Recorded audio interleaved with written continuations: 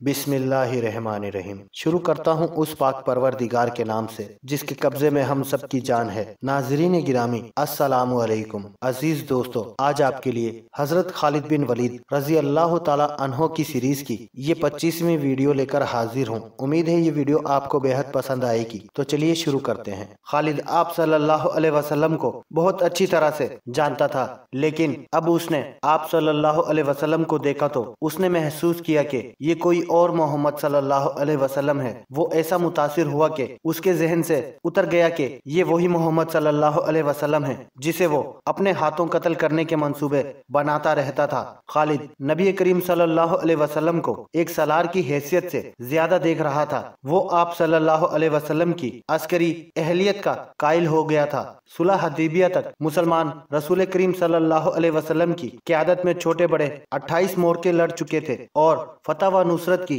धाक बिठा चुके थे। मुसलमान उम्रा करके चले गए। 2 महीने गुजर गए। इन 2 महीनों में खालिद पर खामोशी तारी रही, लेकिन इस खामोशी में एक तूफान और एक इनकलाब परवरिश पा रहा था। खालिद ने मजहब में कभी दिलचस्पी नहीं ली थी। उसे न कभी अपने बुतों का ख्याल आया था, न कभी उसने रसूल करीम सल्लल्लाहु अलैहि वसल्लम की रिसालत को समझने की कोशिश की थी। मगर अब अज खुद उसका ध्यान मजहब की तरफ चला गया और वो इस सोच में खो गया कि मजहब कौन सा सच्चा है और इंसान की जिंदगी में मजहब की अहमियत और जरूरत क्या है।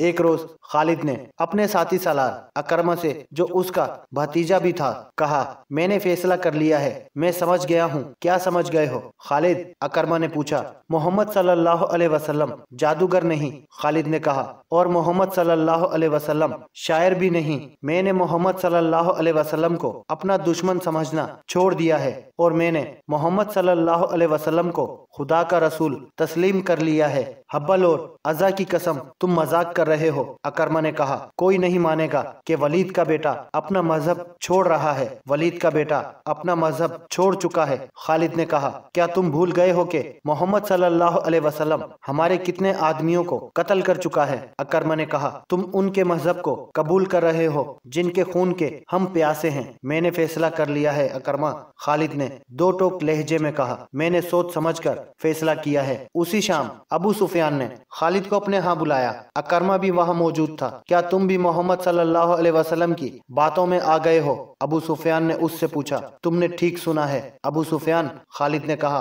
मोहम्मद सल्लल्लाहु अलैहि वसल्लम की बातें ही कुछ ऐसी हैं। मशहूर मुर्ख वक्तदी ने लिखा है कि अबू सुफियान कबीले का सरदार था। उसने खालिद का फैसला बदलने के लिए उसे कत्ल की धमकी दी। खालिद इस धमकी पर मुस्कुरा दिया, मगर अकरमा बर्दाश्त न कर सका। हालांकि वो खुद खालिद के इस फैसले के खिलाफ था। अबू सुफियान, अकरमा ने कहा, मैं तुम्हें अपने कबीले का सरदार मानता हूँ, लेकिन खालिद को जो तुमने धमकी दी है वो मैं बर्दाश्त नहीं कर सकता। तुम खालिद को अपना मजहब बदलने से नहीं रोक सकते। अगर तुम खालिद के खिलाफ कोई कार्रवाई करोगे तो हो सकता है कि मैं भी खालिद के साथ मदीने चला जाऊं। अगले ही रोज मक्का में हर किसी की जबान पर ये अल्फाज थे। खालिद बिन वलीद मोहम्मद सल्लल्लाहु अलैहि वसल्लम के पास चला गया है। खालिद यादों के रेले में बहता मदीने को चला जा रहा था। उसे अपना माजी इस तरह याद आया था जैसे वो घोड़े पर सवार मदीने को नहीं बल्कि प्यादा अपनी माजी में चला जा रहा था। उसे मदीने के ऊंचे मकानों की मंडेरें नजर आने लगी थी। खालिद उसे किसी ने पुकारा,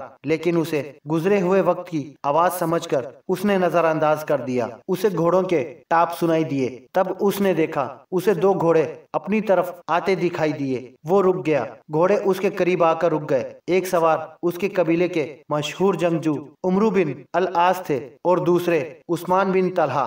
दोनों ने अभी इस्लाम कबूल नहीं किया था। क्या तुम दोनों मुझे वापस मक्का ले जाने के लिए आए हो? खालिद ने उनसे पूछा। तुम जा कहाँ रहे हो? उमरू बिन अल आस ने पूछा। और तुम दोनों कहाँ जा रहे हो? खालिद ने पूछा। खुदा की कसम, हम तुम्हें बताएंगे तो तुम खुश नहीं होगे, उस्मान बिन तलहा ने कहा। हम मदीने जा रहे हैं। बात पूरी करो उस्मान, उमरू बिन अलास ने कहा। खालिद, हम मोहम्मद सल्लल्लाहु अलैहि वसल्लम का मजहब कबूल करने जा रहे हैं। हमने मोहम्मद सल्लल्लाहु अलैहि वसल्लम को खुदा का सच्चा नबी मान लिया है। फिर हम एक ही मंजिल के मुसाफिर हैं। खालिद ने कहा, आओ इकट्ठे चले। वो 31 मई 628 का दिन था जब तारीख इस्लाम के दो अजीम जर्नेल खालिद बिन वलीद और उमरू बिन अल आस मदीने में दाखिल हुए। उनके साथ उस्मान बिन तलहा रजी अल्लाह ताला अन्हो भी थे। तीनों रसूल करीम सल्लल्लाहु अलैहि वसल्लम के हजूर पहुँचे। सबसे पहले खालिद बिन वलीद रजी अल्लाह ताला अन्हो अंदर गए। उनके पीछे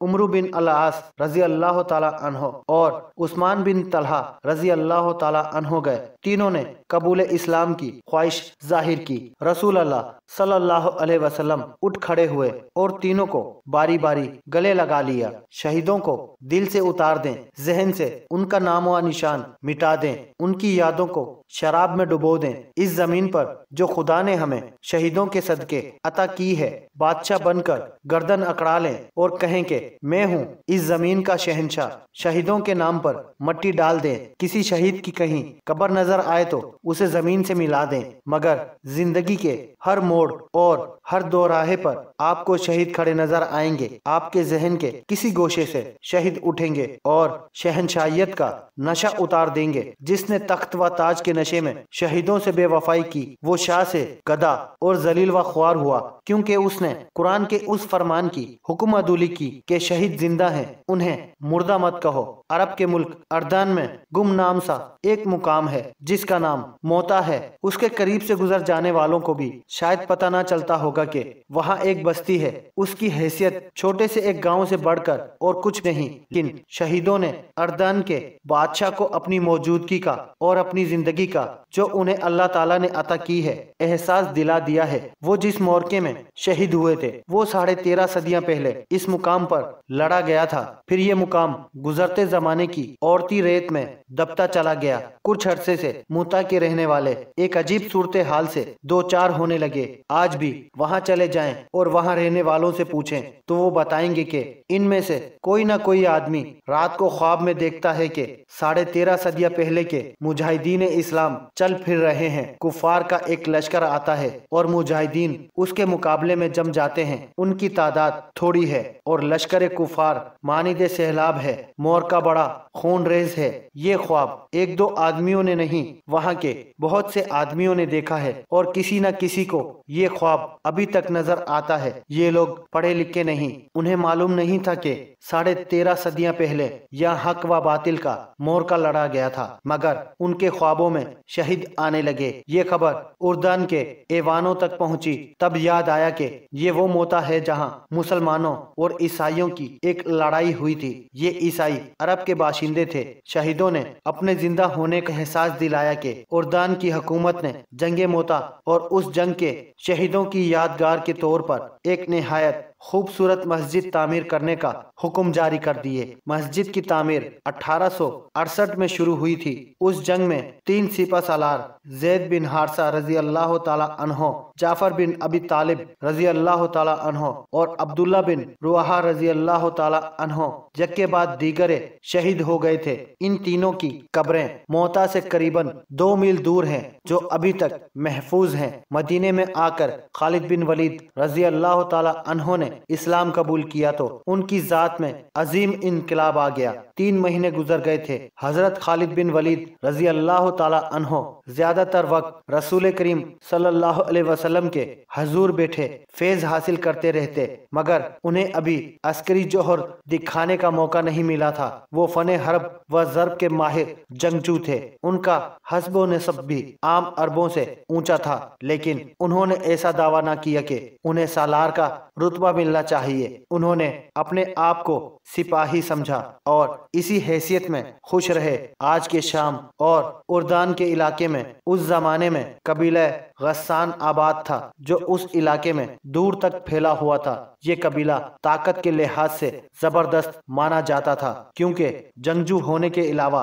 इसकी तादाद बहुत ज्यादा थी। इस कबीले में ईसाई भी शामिल थे। उस वक्त रूम का शहंशाह हरकल था, जिसकी जंग पसंदी اور جنگی دہشت دور دور تک پہنچی ہوئی تھی۔ اسلام تیزی سے پھل پھول رہا تھا۔ قبیلہ قریش کے ہزارہ لوگ اسلام قبول کر چکے تھے۔ ان کے مانے منجے ہوئے سردار اور سالار بھی مدینے جا کر رسول خدا صلی اللہ علیہ وسلم کے دست مبارک پر بیعت کر چکے تھے اور مسلمان ایک جنگی طاقت بنتے جا رہے تھے۔ کئی ایک چھوٹے چھوٹے قبائل ہلکا بگوش اسلام ہو گئے تھے۔ مدینہ اطلاعیں پہنچ رہی تھی کہ قبیلہ غسان مسلمانوں کی بڑھتی ہوئی طاقت اور اسلام کی قبولیت کو روکنے کے لیے مسلمانوں کو للکارنا چاہتا ہے اور جنگی تیاریوں میں مصروف ہے۔ یہ بھی سنا گیا کہ غسان کا سردار اعلیٰ روم کے بادشاہ ہرقل کے ساتھ دوستی کر کے اس کی جنگی طاقت بھی مسلمانوں کے خلاف استعمال کرنے کی کوشش کر رہا ہے۔ رسول کریم صلی اللہ علیہ وسلم نے اپنا ایک ایلچی، جس کا نام تاریخ میں محفوظ نہیں، غسان کے ایک سردار اعلیٰ کے ہاں اس پیغام کے ساتھ بھیجا کہ اللہ کے سوا کوئی معبود نہیں اور وہ واحد لا شریک ہے، اور اسلام ایک مذہب اور ایک دین ہے۔ باقی تمام عقیدے جو مختلف مذاہب کی صورت اختیار کر گئے ہیں توہمات ہیں اور یہ انسانوں کے بنائے ہوئے ہیں۔ رسول کریم صلی اللہ علیہ وسلم نے غسان کے سردار اعلیٰ کو قبول اسلام کی دعوت دی۔ نبی کریم صلی اللہ علیہ وسلم نے یہ پیغام اس خیال سے بھیجا تھا کہ پیشتر اس کے کہ قبیلہ غسان روم کے شہنشاہ ہرقل کی جنگی قوت سے مرعوب ہو کر عیسائیت کی آغوش میں چلا جائے، یہ قبیلہ اسلام قبول کر لے اور اسے اپنا اتحادی بنا کر ہرقل سے بچایا جائے۔ خدا کی قسم، اس سے بہتر فیصلہ اور کوئی نہیں ہو سکتا۔ خالد نے ایک محفل میں کہا، ہرقل نے فوج کشی کی تو یوں سمجھو کہ باطل کا طوفان آ گیا جو سب کو اڑا لے جائے گا۔ غسان کی خیریت اسی میں ہے کہ رسول اللہ صلی اللہ علیہ وسلم کی دعوت قبول کر لے۔ کسی اور نے کہا، نہیں کرے گا تو ہمیشہ کے لیے ہرقل کا غلام ہو جائے گا۔ ایک اور نے کہا، اس وقت ہرقل قبیلہ غسان میں داخل ہو چکا ہے، اس کے ساتھ جو فوج تھی اس کی تعداد 1,00,000 تھی۔ غسان کے سردار اعلیٰ کو اطلاع مل چکی تھی مگر وہ پریشان نہیں تھا، وہ ہرقل کے ساتھ دوستی کا ہاتھ بڑھانے کا فیصلہ کر چکا تھا۔ نبی کریم صلی اللہ علیہ وسلم کا ایلچی بصرہ کو جا رہا تھا۔ غسان کا دارالحکومت بصرہ تھا۔ ایلچی کے ساتھ ایک اونٹ پر لدے ہوئے زادے راہ کے علاوہ 3 محافظ بھی تھے۔ بڑی لمبی مسافت کے بعد ایلچی موتا پہنچا اور اس نے ذرا سستانے کے لیے اپنا مختصر سا قافلہ روک لیا۔ قریب ہی قبیلہ غسان کی ایک بستی تھی۔ اس کے سردار کو اطلاع ملی کہ 4 اجنبی